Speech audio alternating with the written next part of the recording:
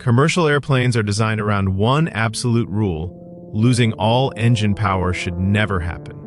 Not at cruising altitude, not during climb, not ever. Every system on a modern jet exists to prevent that single outcome. So when the words total engine power loss became linked with Air India Flight 171, it forced the aviation world to confront an uncomfortable reality. Sometimes, even the safest systems can reach their limit. Total engine power loss is not dramatic in the way people imagine. There is no explosion, no sudden drop, no chaos in the cabin. Instead, there is silence. A silence that signals the disappearance of thrust, the force that keeps a heavy aircraft moving forward fast enough to stay in the air. For passengers, the change can be subtle at first. For pilots, it is immediate and unmistakable. Engines do not simply turn off without reason. When power is lost in both engines, investigators know they are not dealing with coincidence. Jet engines are independent machines. They are separated physically, mechanically, and operationally. If both stop producing power, the cause must be something they share: a system, an environment, or a decision that affected everything at once. This is where the truth about total engine power loss begins to diverge from public assumptions. Most people imagine engines failing because they break. In reality, engines often stop working because they are prevented from working.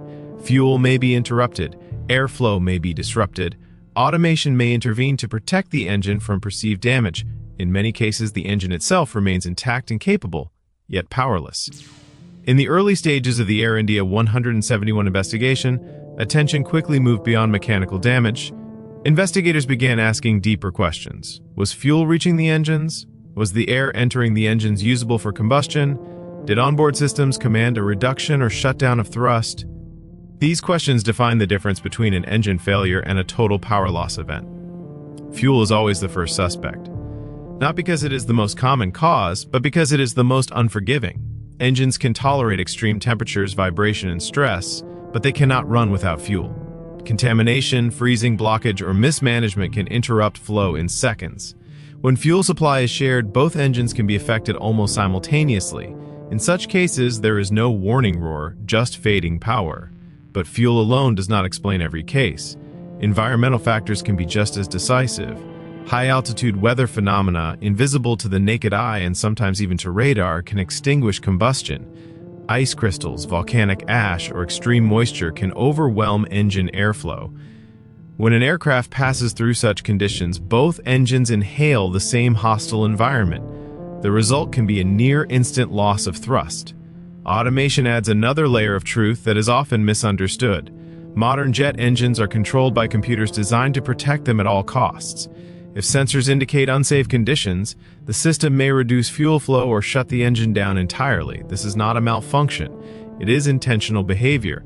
If the data feeding those systems is wrong, however, engines can shut down even when no real damage exists. When both engines receive the same misleading data, both may respond the same way. Maintenance and operational history also matter. Total power loss events have occurred in the past when identical procedures were applied incorrectly to both engines. A small oversight, repeated twice, can bypass redundancy completely. Investigators studying Air India 171 are examining records not for blame, but for patterns, because patterns reveal risk. What makes total engine power loss so feared is not the failure itself, but the consequences that follow.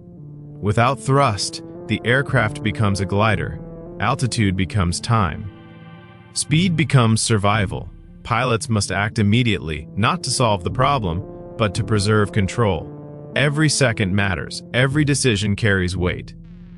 The truth is this: total engine power loss is not one failure. It is a collapse of margins. Multiple safeguards fail or are bypassed at once, leaving no room for recovery unless conditions are perfect.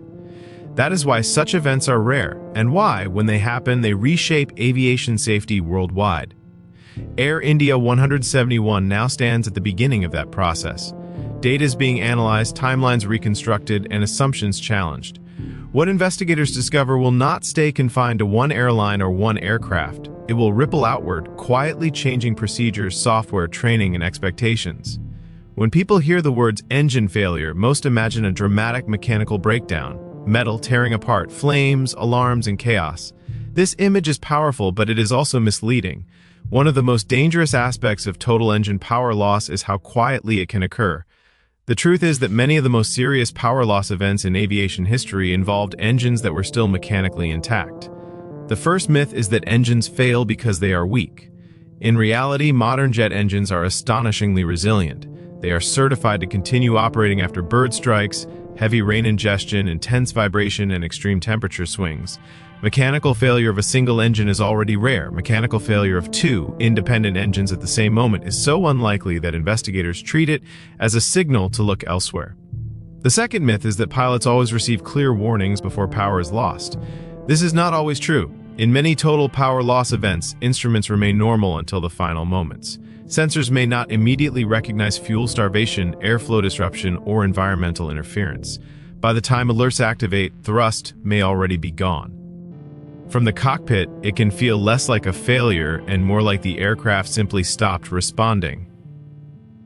Another widespread misunderstanding is that losing both engines means the aircraft immediately falls from the sky.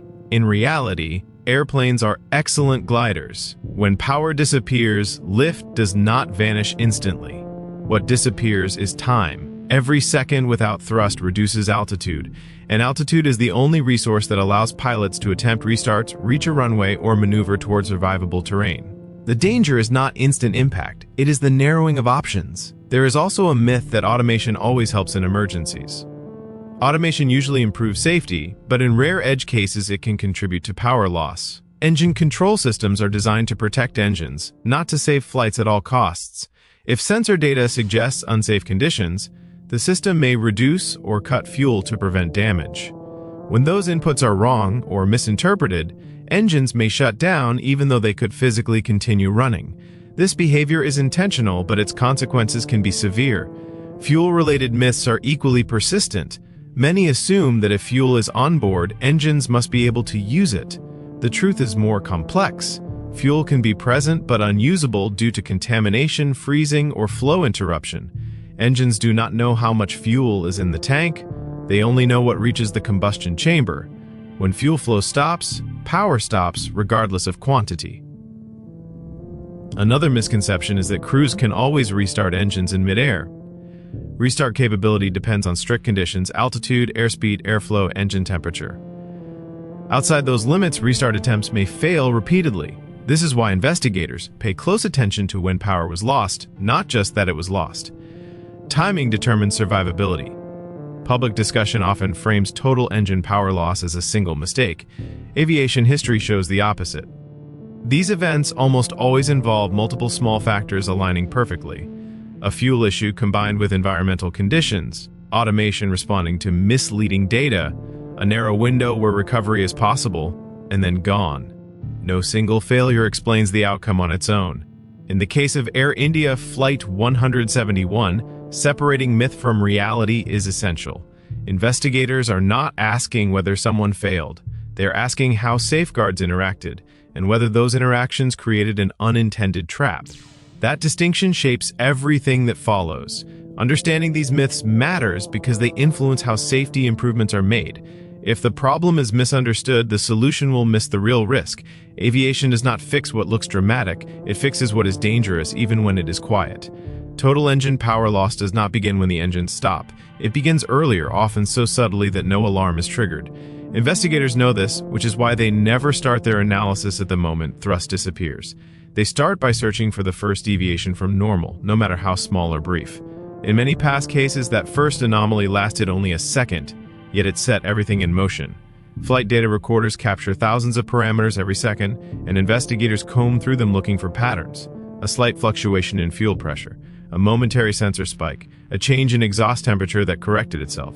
On their own, these events mean nothing.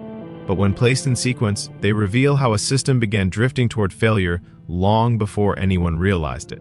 One of the most important questions investigators ask is whether the engines lost power simultaneously or sequentially. True simultaneity points strongly toward a shared cause: fuel interruption, environmental ingestion, or automation logic. A short delay between engines may suggest cascading effects, where one system change triggered another. The difference can be measured in fractions of a second, but it completely changes the direction of the investigation.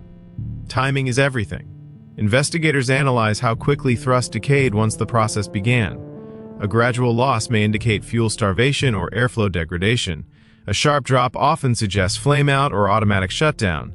These profiles are compared against known failure signatures from past incidents. Aviation safety depends heavily on this comparison, because history leaves fingerprints. Automation behavior is examined next. Modern engine control systems respond faster than humans ever could. They adjust fuel flow, ignition timing, and protective limits continuously.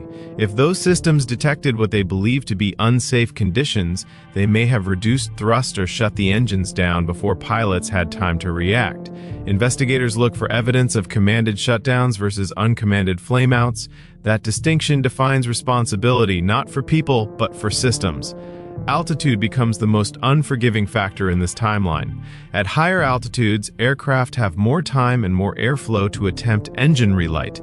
At lower altitudes, restart windows close rapidly. Investigators calculate whether the aircraft was inside or outside restart envelopes at the moment power was lost. This analysis is crucial because it determines whether recovery was ever physically possible. Pilot control inputs are layered into the sequence. Pitch changes, trim adjustments, and configuration selections reveal what the crew perceived and how quickly they recognized the situation. Smooth, immediate pitch-down responses suggest an instinctive attempt to preserve airspeed. Delayed reactions may indicate that the loss of thrust was not immediately obvious. Neither interpretation assigns blame, it provides context. Radio transmissions add another dimension. The timing and wording of emergency calls help investigators understand the crew's awareness. In some cases, silence indicates that workload was so high that communication became secondary. In others, a brief call confirms rapid recognition of a critical failure. Every word, or absence of one, matters. Environmental data is synchronized with the flight path. Weather radar, satellite imagery, and atmospheric models are aligned with the aircraft's position second by second.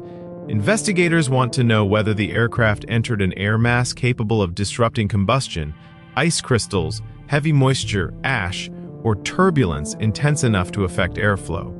Invisible hazards are often the most dangerous because crews have no reason to avoid them. Fuel data is then examined in microscopic detail. Investigators analyze fuel temperature, density, and flow behavior at altitude. They test refueling sources, review fuel handling records, and check for contamination pathways. A critical distinction is made between fuel quantity and fuel usability. An aircraft can carry plenty of fuel and still lose power if that fuel cannot reach the engines. Maintenance and software timelines are aligned with the failure sequence.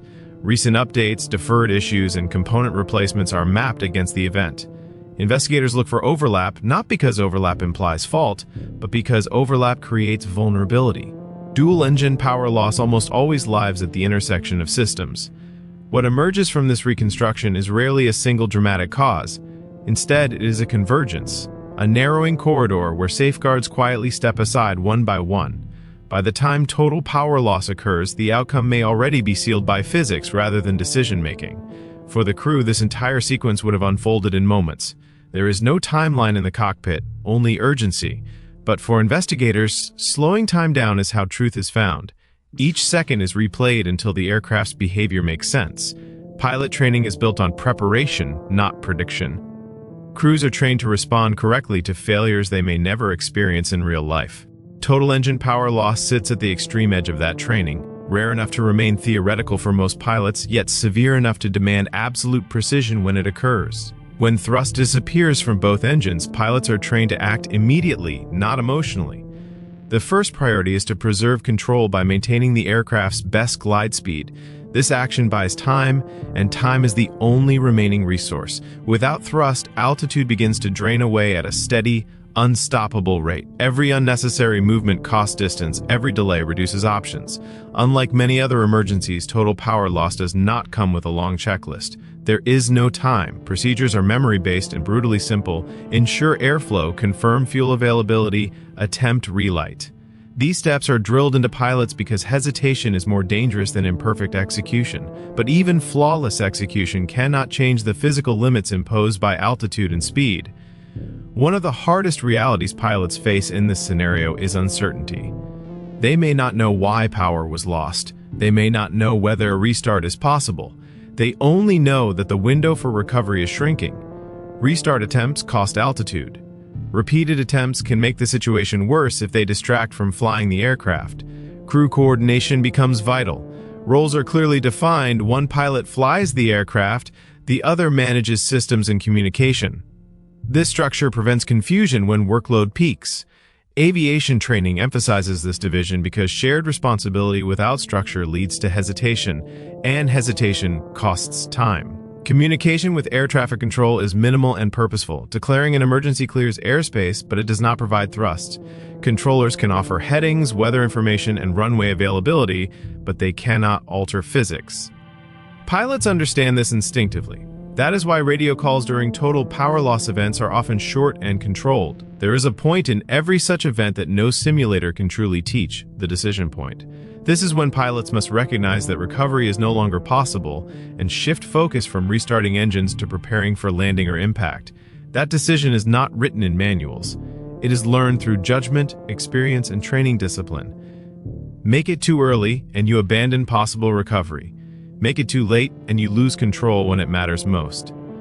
Investigators analyzing Air India Flight 171 will pay close attention to this phase. Not to judge the crew, but to understand what options actually existed. Flight data may show that by the time total power loss was recognized, no safe landing site was within glide range. In such cases, the outcome is not a failure of training, it is a limit of circumstance. Public discussion often assumes that better training could always save the aircraft. Aviation history shows otherwise. Training prepares pilots to act correctly, but it cannot create altitude, flatten terrain, or extend glide range. Total engine power loss is where skill meets inevitability. That reality is uncomfortable, but it is essential to safety. If investigators determine that no realistic recovery was possible, the focus shifts away from human actions and toward system design. That is how aviation improves, not by demanding perfection from pilots, but by redesigning systems so perfection is not required. Every aviation investigation ends with answers, but its real purpose is prevention. Air India 171 is not being studied simply to explain a single event. It is being analyzed to expose vulnerabilities that may exist far beyond one aircraft, one crew, or one airline. Total engine power loss is so rare that when it happens, the industry treats it as a warning written in capital letters. The most important lesson is not about engines themselves. It is about shared dependency. Modern aircraft are masterpieces of redundancy, but redundancy fails when systems depend on the same inputs: fuel, sensors, software logic, environmental exposure, or human procedures. Engines may be physically separate, yet still vulnerable to the same invisible influence. Air India 171 forces investigators to ask whether those shared links are truly isolated enough. If the investigation confirms a fuel-related cause, the response will be swift and global. Fuel handling procedures, contamination detection, testing standards, and oversight protocols would be reviewed across airlines and airports. Some of the strictest fuel rules in aviation today exist because of past accidents that revealed how silently fuel issues can disable even the best engines. If automation behavior is involved, the implications reach manufacturers and regulators worldwide. Modern engines rely on computers to protect them from damage, but protection must never remove safety margins faster than pilots can respond. If engines shut down because of misleading data rather than real danger, sensor logic, cross-checking, and decision thresholds may need redesign. These changes are often invisible to passengers, but they save lives.